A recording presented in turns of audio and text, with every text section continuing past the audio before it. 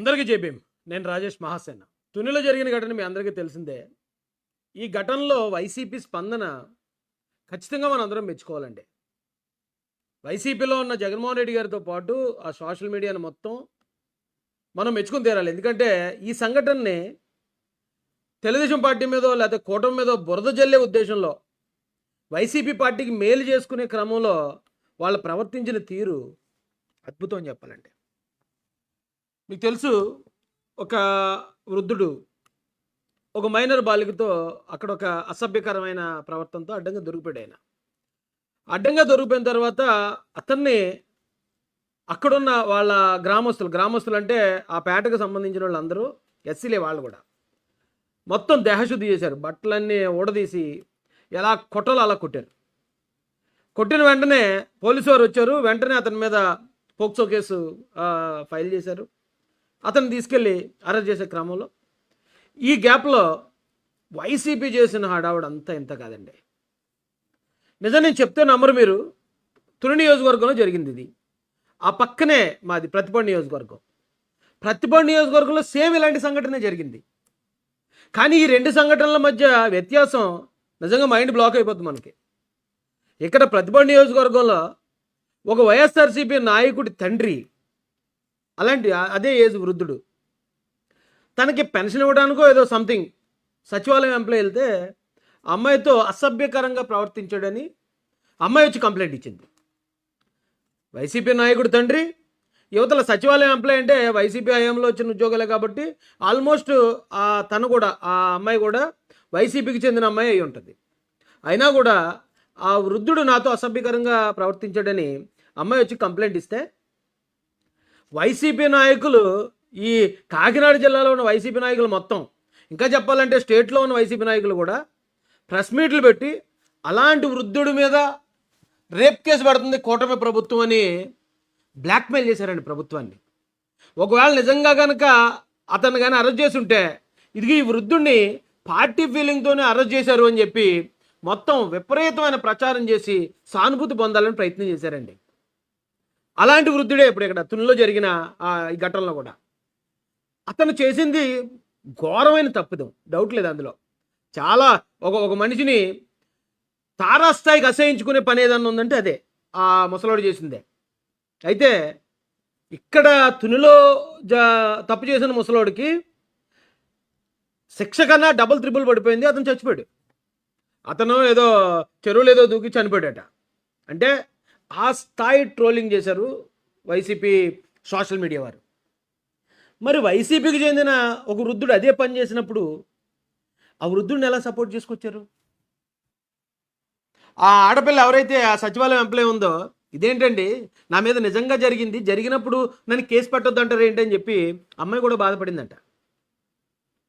అంటే వాళ్ళ మనుషులు అయితే వాళ్ళు ఎలా ప్రవర్తిస్తున్నారు, అదే ఒకవేళ కూటమికి సంబంధించిన వ్యక్తి అయితే, నిజానికి అధికార పార్టీకి చెందినోడైతే తప్పు చేసి కూడా తప్పించుకోవాలి. కానీ ఇక్కడ కూటమి ప్రభుత్వం కూటమికి చెందిన నాయకుడు ఎవడన్నా తప్పు చేస్తే వదిలే ప్రసక్తే లేదు.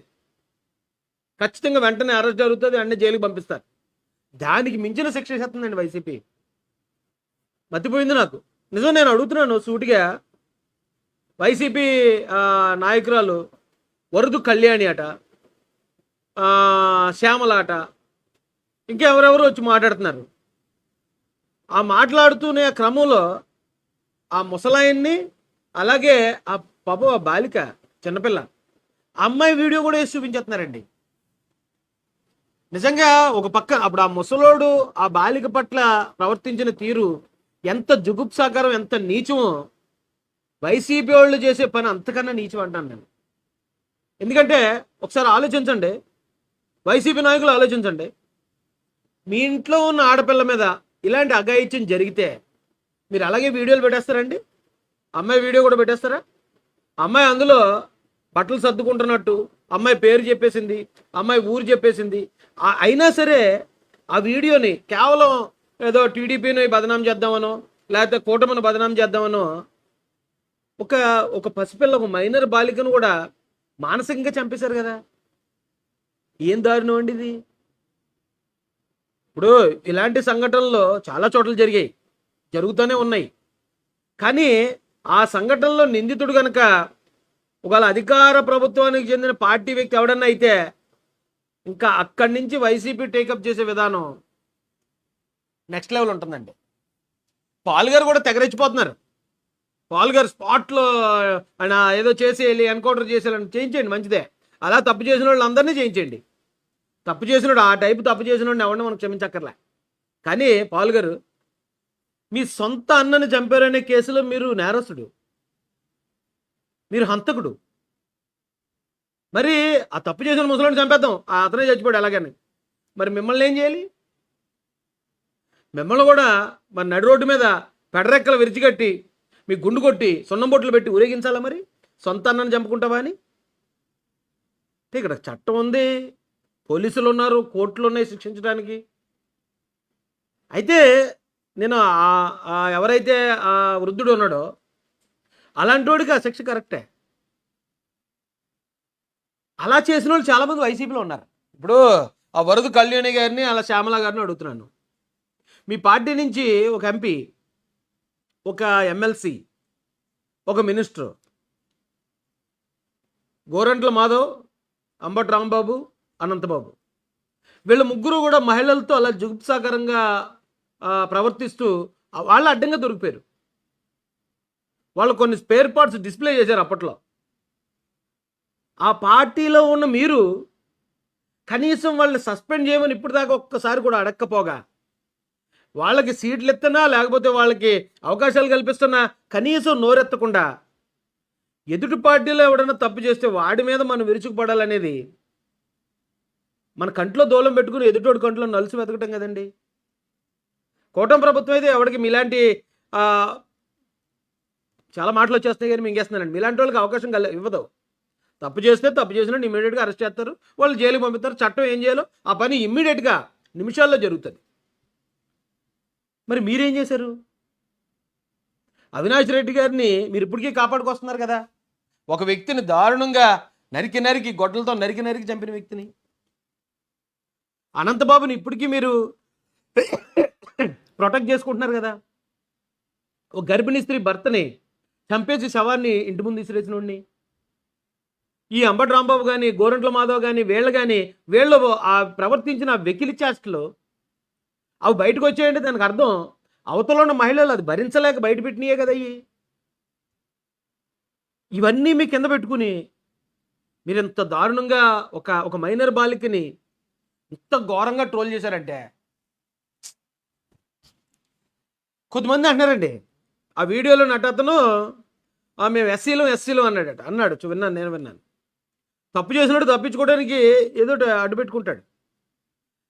దానికి చాలామంది తప్పు చేసి కూడా కులాన్ని అడ్డు పెట్టుకుంటున్నారని ఒకడు, వీళ్ళు ఎస్సీ ఎస్టీ కేసు పెడతారని మరొకడు, ఇలా మళ్ళీ ఎస్సీల మీద దుష్ప్రచారం చేస్తున్నారు. మీ అందరికీ ఒకటే చెప్తున్నాను, అతన్ని బట్టలు ఓడ కొట్టింది ఎస్సీలే. ఇలాంటి తప్పు చేస్తావా అని చెప్పి అతన్ని బట్టలు ఓడ కొట్టి పోలీసులకు అప్పచెప్పారు. ఇప్పుడు ఎస్సీ ఇలా చేశాడు అని కులాన్ని ఎవరైతే విమర్శిస్తున్నారో వాళ్ళని అడుగుతున్నాను, మీ కులంలో కూడా ఇలాంటి నేరస్తులు చాలామంది ఉంటారు. ఎంతమందిని కొట్టారు మీరు? ఇలాగా ఎంతమందిని పోలీసులకు అప్పచెప్పారు? అవకాశం దొరికితే ఎందుకు ఎస్సీల మీద పడి ఎడతారు? నాకు అర్థం కాదు. ఏం పాపం చేసాం? అతను తప్పు చేశాడు, తప్పు చేసిన ఎస్సీలు నిజాయితీ బతుకుతారు. తప్పు చేసిన ఎస్సీలు యాక్సెప్ట్ చేయలేదు, సొంత పేటలోనే బట్టలు తీసుకొట్టారు, పోలీసులు వస్తే అప్పచెప్పారు. ఇంకంతమించి ఏం చేయాలి?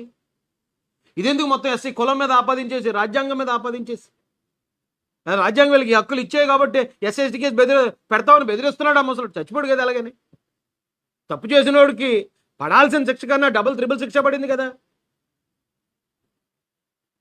ఇంకా ఏం సాధించడానికి వైసీపీ వాళ్ళు? కేవలం మీ పార్టీ పబ్బం గడుపుకోవడానికి ఆ మైనర్ బాలికని అంత దారుణంగా ట్రోల్ చేసి, ఇప్పుడు రేపు పొద్దున ఇంకా అమ్మాయి బాగా చదువుకోవాలి, ఎదగాలి, పెళ్లి చేసుకోవాలి, బోళంత భవిష్యత్తు ఉంది. మీరు చేసిన ట్రోలింగ్కి అమ్మాయి ఊరి పేరు అడ్రస్ అంతా రివీల్ అయిపోయింది. ఏంటండి అమ్మాయి పరిస్థితి? ఈ ముసలాడు చేసిన ఏదో పని కాబట్టి అతను మనం ఎలాగ సపోర్ట్ చేయలేము. అయినా కానీ అతను కూడా ఇమీడియట్గా ఆత్మహత్య చేసుకోవడానికి ఎవరంటే కారణం? అడ్డంగా దొరికేసిన వాళ్ళు వైసీపీలో అంతమంది ఉండగా ఆ ముసలోడు ఒకవేళ చచ్చిపోయి బతికిపోయాడు, లేదంటే మొత్తం అతని మిగతా కాలం అంతా జైల్లోనే ఉంది. ఏమో వాళ్ళు ఉరిశిక్ష వేస్తేనే మనం ఏమో ఆశ్చర్యపోకర్లే, గవర్నమెంటే చంపేసినేమో. అలాంటి చావు పెద్దగా మనకేమో ఇంపాక్ట్ ఏం చూపించదు. కానీ నా తెలియక అడుగుతున్నానండి, ఇది ఒకే రకమైన తప్పులు చేసిన వాళ్ళకి ఒకరికి ఒకలా పడుతుంది శిక్ష, మరొకరికి మరోలా పడుతుంది. ఇది ఇప్పటి నుంచే కాదండి, తాగేసి తిట్టాడు అనే కారణంతో ఒక అతను చంపేశారు వైసీపీ వాళ్ళే.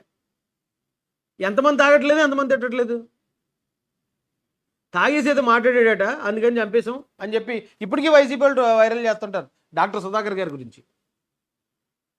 20,000 అప్పు ఉన్నాడని 20,000 ఇవ్వలేదని చంపేసి 7 డోర్ డెలివరీ చేస్తారు సుబ్రహ్మణ్యాన్ని. అదే చెప్పారు కారణం. 4 మామిడికాయలు కోసాడని చెప్పి బక్కి శ్రీని చంపేశామన్నారు. ఏంటండి కారణం? ఆ కారణాలతో కనీసం కుక్కను కూడా చంపరు కదా.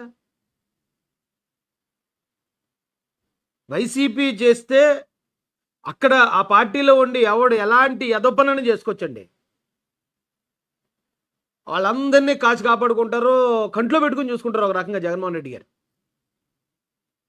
కానీ వేరేవాడు ఎవడైనా చేస్తే తప్పు, అదే తప్పు, 4 ఇంతల శిక్ష. అయితే నేను ఒకటే అడుగుతాను, శిక్ష అతనికి ఎలాగ పడుతుంది? శిక్ష కొంచెం తొందరగా పడింది అంతే, దాని గురించి నేనేం ఆశ్చర్యపోవట్లే.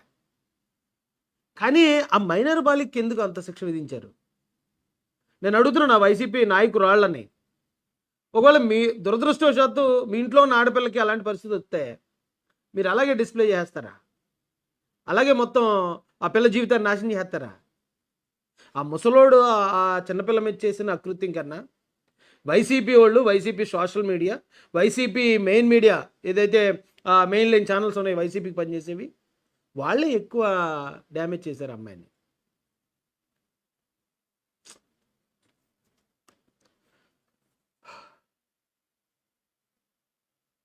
అదేంటి పరిస్థితి? కేలేదు మనసు. అంటే ఆ ఆడపిల్ల గురించి తలుచుకున్నప్పుడు మాత్రం చాలా బాధగా అనిపిస్తుంది. ఇప్పుడు ఇవి జనరల్గా వాళ్ళ పేరు ఇప్పుడు ఎందుకండి, దిశ కేసు మీకు తెలుసు, అలాగే నిర్భయ కేసు మీకు తెలుసు. ఆడపిల్లల పేర్లు మీకు తెలుసా? ఆ పేరు కూడా బయట పెట్టకూడదు. అలాంటిది వీడియో, పాప మా చిన్నపిల్ల మాట్లాడుతున్న మాటలు, తన అడ్రస్, తన పేరు మొత్తం కేవలం ఏదో కూటమి ప్రభుత్వంలో టీడీపీని ఇది చేయాలనే దీంతో వైసీపీలు మొత్తం ఆ చిన్నపిల్ల జీవితాన్ని మొత్తం నాశనం చేసి పారేసారండి మొత్తం. ఏంటో మరి రాజకీయాలు, వీళ్ళు ప్రతిదీ రాజకీయానికి ముడిగడతారు. వైసీపీ ప్రతిదీ ఏది చూసినా రాజకీయమే. అందులో గతంలో ఎంతోమంది ఎస్సీలను చంపేశారు వైసీపీ హయాంలో, ఒక్క నా కొడుకు మాట్లాడలేదు. ఇప్పుడు ఎక్కడో చిన్న చిన్న గొడవలు జరిగితే ఆ గొడవలో ఒకళ్ళొకళ్ళు కొట్టుకోవడం జరిగింది, లేకపోతే ఒకళ్ళొకళ్ళు ఏదో ఇది చేశారని దాన్ని భూతద్దంలో పెట్టి ఈవేళ మరి అన్ని ధర్నాలు చేసేస్తాం, మేము ఇది చేస్తాం, కూటమి ప్రభుత్వం వచ్చాక దళితుల మీద దాడులు జరుగుతున్నాయి అంటున్న ఇదే వైసీపీ అప్పుడు ఏకంగా ప్రాణాలే పోయాయి కదా, అప్పుడెందుకు మాట్లాడలేదు? ఇప్పుడు ఎవడైనా సరే ఆడు దళితుడి మీద దాడి చేయని, కాపు మీద దాడి చేయని, లేకపోతే ఇంకో కమ్మ మీద దాడి చేయని, ఎవడైనా తప్పు చేస్తే చట్టపరంగా ఇమీడియట్గా శిక్ష పడుతుంది కదా, వెంటనే కేసు పెట్టి జైల్లో పెడతారు. ఇంక అంతకన్నా ఏం చేయాలి? ఏ ప్రభుత్వం చేసేది అదే కదా. ఇప్పుడు అలాగే ఈ తుని ముసలాడి విషయంలో కూడా ఇమీడియట్గా అతను అరెస్ట్ చేశారు, పోక్సో కేసు పెట్టారు. ఇవన్నీ చేసిన గోల గోల చేసి ఇంత రచ్చ చేయడానికి గల కారణం ఏంటి? ఏం చేయాలి మరి? అంతకు మించి ఏం చేయాలండి గవర్నమెంట్? ఏం చేయాలో చెప్పండి బాబు కనీసం. పోనీ ఇక పలానా పని, ఇప్పుడు అనంతబాబు ఉన్నాడు, మర్డర్ చేసిన తర్వాత కూడా అతను అరెస్ట్ చేయలేదు.